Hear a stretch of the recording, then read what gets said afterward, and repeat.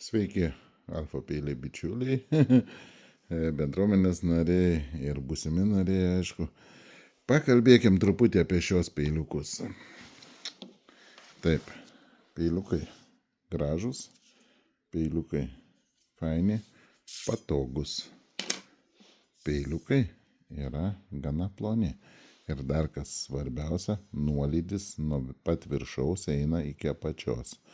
Tai vis dėlto labai gerai pjauna tokius produktus kaip morkos, svogūnai, bulvės, nelaužia jų. Vienas dalykas, jie galąsti yra pramoninių būdų.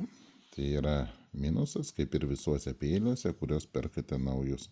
Nesvarbu, ar jie kinų gamybas, ar švedų, ar vokiečių, ar japonų, jie būna galąsti pramoniniu būdu.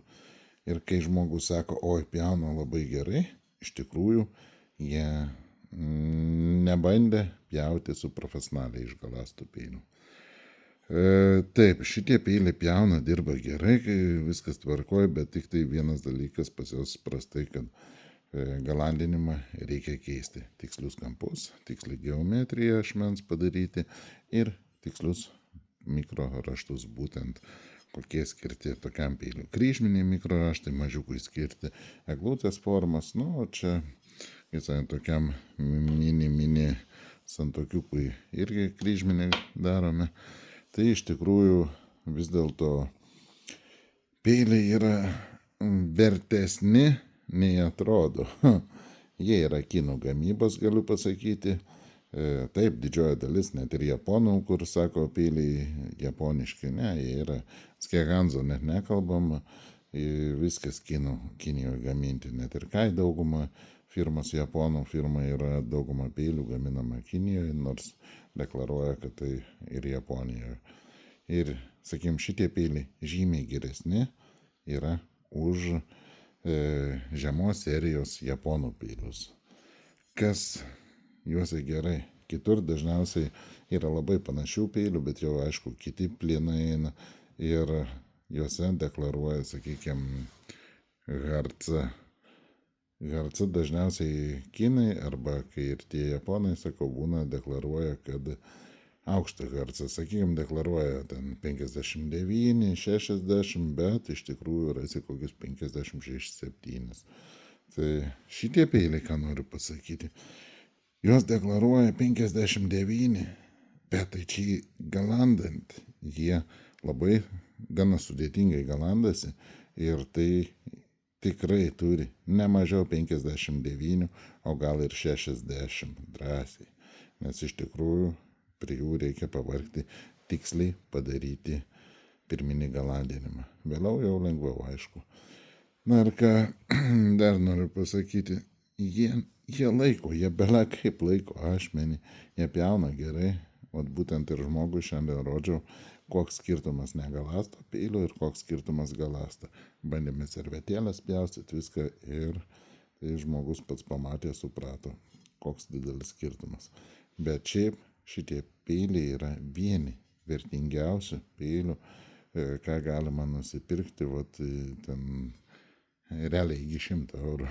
Nes, suprantu, ir 100 jau kažką galim, gal geriau, gal patogiau žiūrėti, gal gražesnius, bet iki 100 eurų aš realiai nieko nemačiau, dar kiek tūkstančių peilių perėjau, kad būtų galima įsigyti kažką geriau nei šitos peilius.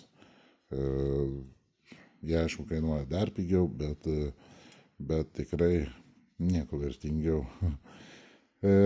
Matote čia Damasko raštą, daug kas galvoja čia Damaskas. Ne, tai yra 440 C plienas ir Damasko raštai yra tiek dėl grožio, tiek dėl mikro oro tarpų, kad neliptų maisto produktai.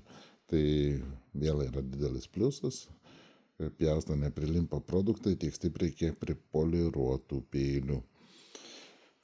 440 C plienas, sako, nerūdėjins. Iš tikrųjų, tai jis kažkiek yra rūdėjins. Jeigu paliksit šlapę, nenuplautą, padėtą ilgesniam laikui, tie vandens lašiukai kažkur vėliau atsiras.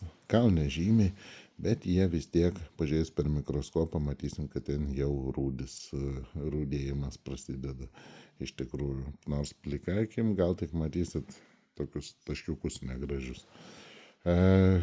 440 A plienas tai yra visiškai kitas plienas, jis yra žymiai minkštesnis, jis yra skirtas naram po vandeniu, visiškai nerūdyjantis. 440 B yra toks tarpinis, jis mažiau rūdyja, bet yra minkštesnis. 440 C yra turintis daugiau anglies, gali po truputį ir parūdyti, bet pats kiečiausias yra šioje kategorijoje iš 440 plienų. Būna tokių labai panašių, bet jau plienai eina 420, jau mažiau rūdyjantis, bet žymiai paprastesni. Dažniausiai jie būna ir storesni kažkiek ir nebe taip patogus pjauti. Šitie peiliai, jeigu pasirodo aukcionuose pas mane, griebkit, aš manau, vieni vertingiausių. Jeigu mes žiūrim jau japonus, kur eina su augami, širogami plinais, laminatai yra, nešneku ten SG2, kurio meistrai gamina ZDP 189, ten iš viso jau kosmosai, tai jau tada jie lenks šitą peilį, lenks pjovimo savybėmis, lenks kainą žymiai ir, nežinau, priežiūra jiem bus dar stipresnė reikalinga.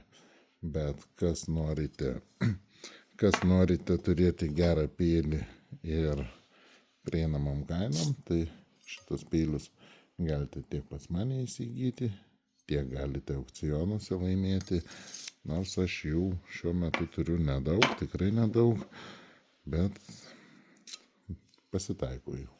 Koks smagutis iš rankas dirbti, plonas, viską, bulvykės pjaustyti, net ir skūsti gali. Žodžiu, tokia situacija apie šios peilius, tai galit jų nebijoti, jie tikrai labai faini. Turi tokius smagius dėkliukus, kur galim transportuoti, vežtis į gamtą ar į kokią sodybą. Žodžiu, bei galite blogiausia atveju net į stalčių dėti prie kitų įrankių, kad nepažeisti geležtės. Dėkui, kad išklausėte ir sėkmės. Kilus klausimų visada kreipkitės Alfa Peiliai.